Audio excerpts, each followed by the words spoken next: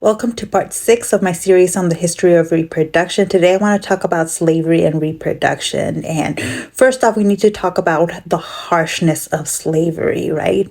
Families were physically separated on the whim of the plantation owner, sometimes as punishment for disobeying orders from the enslaver. There were laws that were supposed to govern the way in which plantation owners treated enslaved people.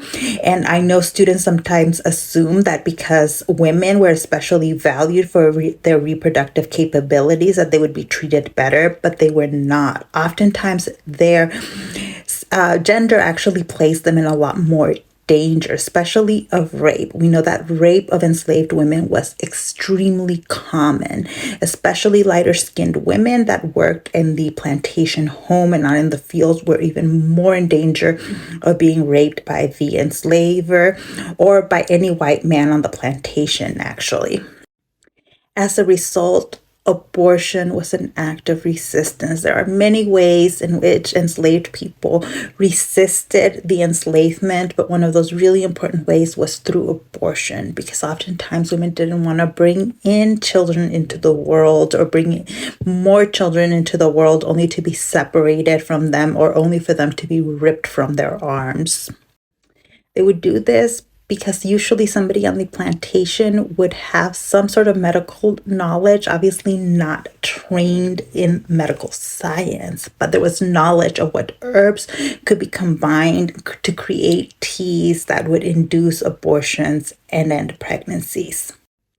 We know that miscarriages were also very common on plantations, to the point in which plantation owners sometimes tried to bring in doctors to try to prevent miscarriages and lead to more healthy births, because for a plantation owner, healthy births equaled free labor. However, part of the problem was that enslavers were not kind to pregnant women. A pregnant woman that worked in the fields still had to go out and work in the fields, even while she was heavily pregnant, even after she had given birth. And so there was no reprieve from the field work.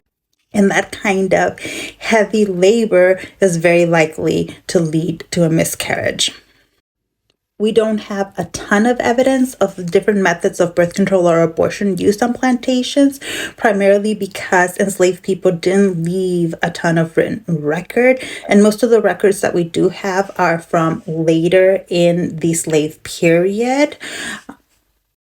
But there is enough evidence that abortions were happening and that they were happening intentionally.